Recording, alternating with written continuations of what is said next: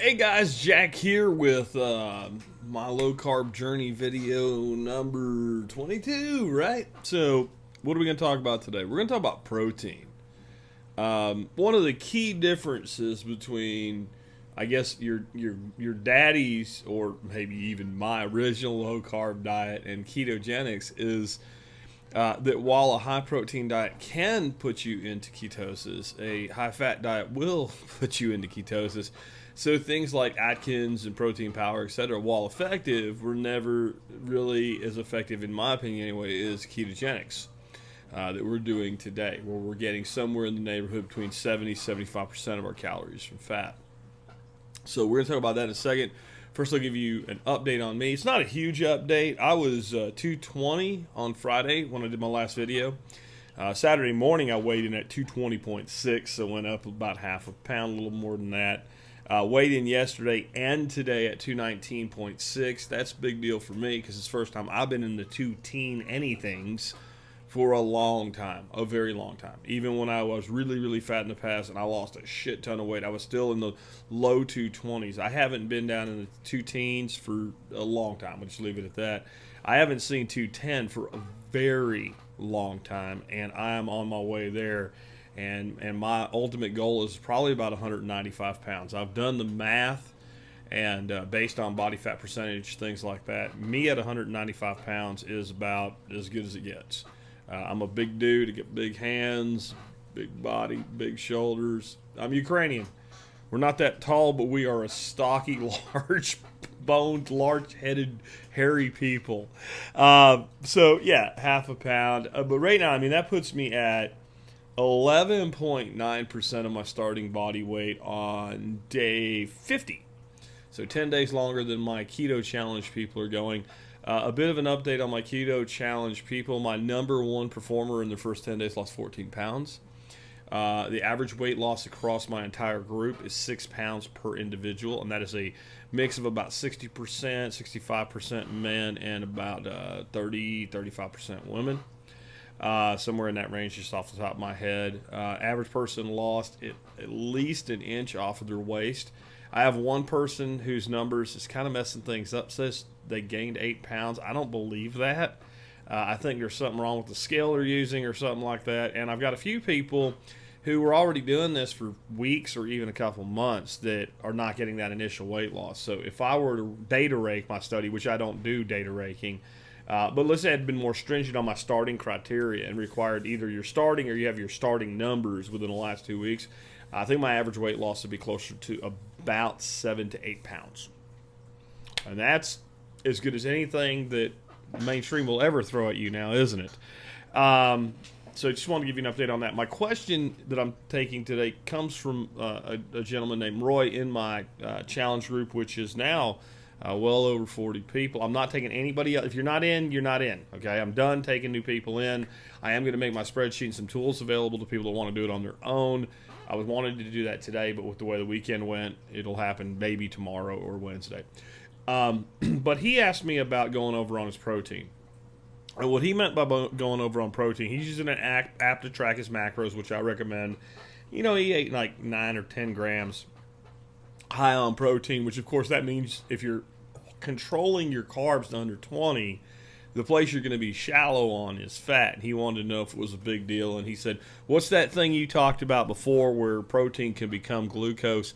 And it's called gluconeogenesis. And it's not that big a deal, especially in that realm. So here's the deal. Your body can do really 3 things with protein.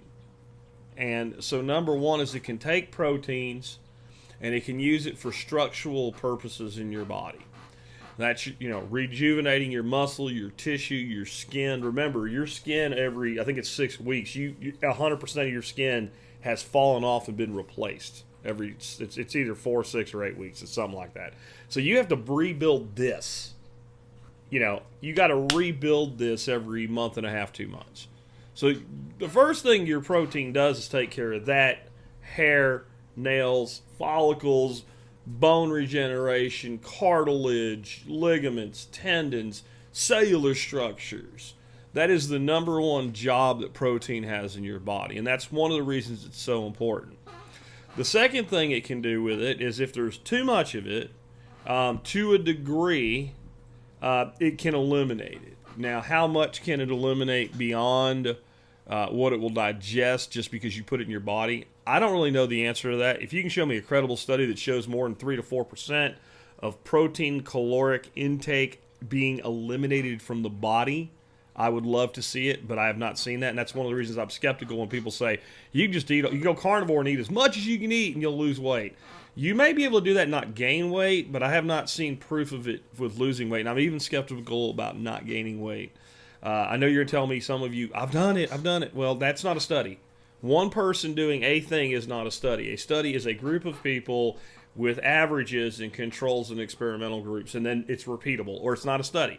Like if somebody does a study and no other group can replicate their data, that study is crap. That's what science is, right? But so it can be eliminated. We do know some of your excess protein, you can crap it, pee it out, all right? And then the third thing it can do is digest it. And your body would much rather turn protein into structure than digest it. Digesting protein is not efficient for the body. So if you consume, let's say, 10 grams of protein, your body can create up to 6 grams of glucose out of it through gluconeogenesis. 6 grams of carbs out of 10 grams of protein. That doesn't mean that those of you that are eating a lot of protein all of a sudden are going to start having your blood sugar spike. It means that in the right conditions you could. It means that if you were getting very little fat and your body needed fuel beyond the fat that you were giving it, it will start converting protein in mass into glucose because it needs energy. So if you're running a severe caloric deficit and you're high in protein, you can have high blood sugar. I know some of you don't think you can, but you can, and that has been proven and replicated. But you need to kind of be in a situation where you're in a significant deficit and your protein's really, really high and your fat's low. So this is something that if we're doing a core ketogenic eating program, we shouldn't be that concerned that we ate a little extra protein. And I would say that if you're setting a limit for yourself on your caloric intake and you're going to be over calories, the place that I would say that the best place to be over on calories is protein, because your body's going to use it structural first, and it's going to be very, very inefficient in getting it into caloric form that can be used to burn stuff, to run the body. And as long as there's enough fat available, the body doesn't have a lot of incentive to do the conversion. All right. Now, again, this is some stuff I give you is fact. Some stuff I give you is almost fact. I mean, it's highly informed opinion. And some stuff I give you is just my opinion based on what I know at the time. And I'm giving you my opinion based on what I know at the time right now. But I can tell you that, days that I've been over even 10, 15 grams of protein, and I'm not weight training. Let's be clear about that. I do some weight lifting, but I'm not weight training.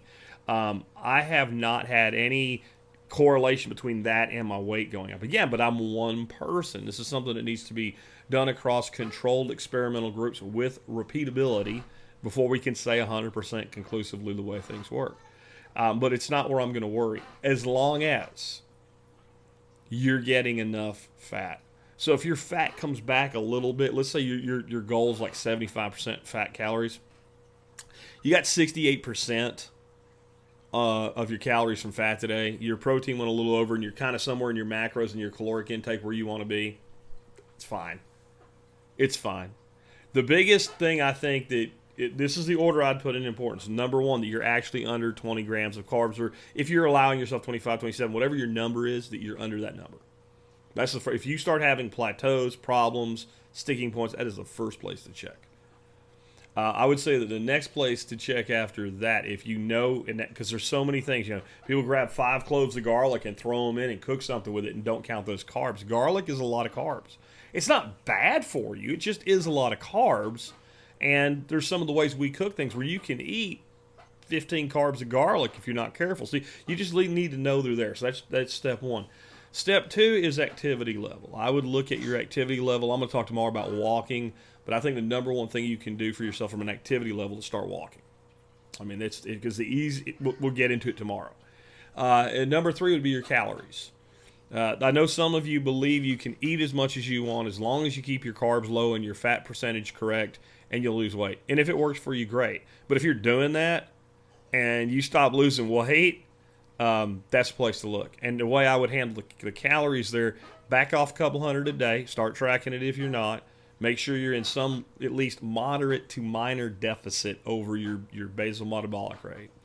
The other thing would be consider to fast. And if you're not intermittent fasting already, go to an intermittent fasting schedule if you hit a plateau. Some people eat 3 meals a day, they lose weight just fine, but all of a sudden they plateau. They're at a slight caloric deficit where they should still be losing weight. They are absolutely under 20 carbs and they're getting a reasonable amount of activity, and they plateau.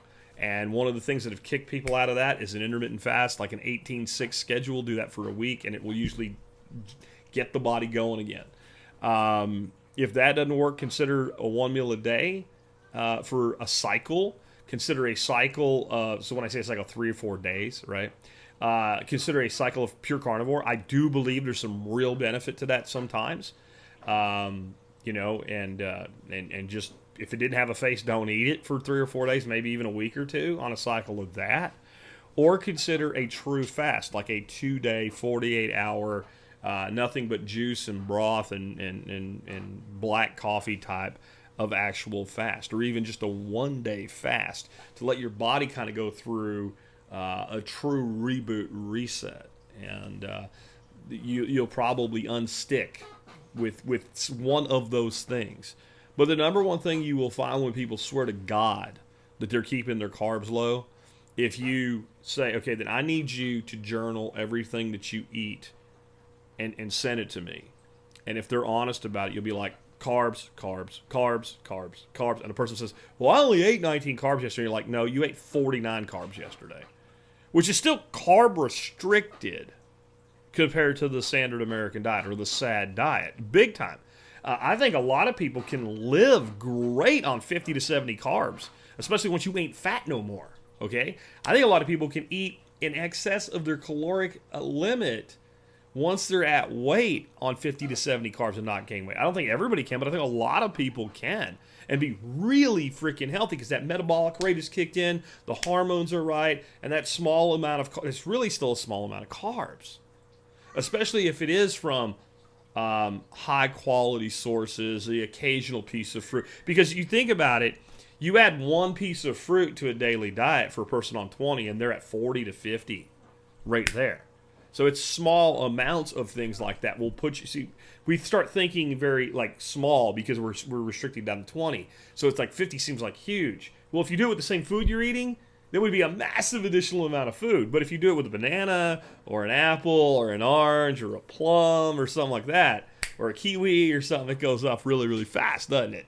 Or even certain berries and things like that. So, to me, a person that says they're on a diet restricted to 50 to 70 carbs, that doesn't mean they eat 50 to 70 carbs every day. That means during the week, occasionally they have a day where they eat 50 to 70 carbs. But when you're fat and you're trying to unfat, no. And so you find that person is actually not counting this, not counting that, and they're falling into traps. They're eating a handful of cashews without measuring them. And cashews aren't actually that low carb. Sure, they're low carb compared to M&Ms, but cashews are not a low carb nut as far as I define it. Your low carb nuts are walnuts, pecans, and what are those really expensive ones? The ones from Hawaii. Out of my brain for a second, but you know what I'm talking about. Those 3. I cannot believe I can see the damn thing. Macadamia nuts.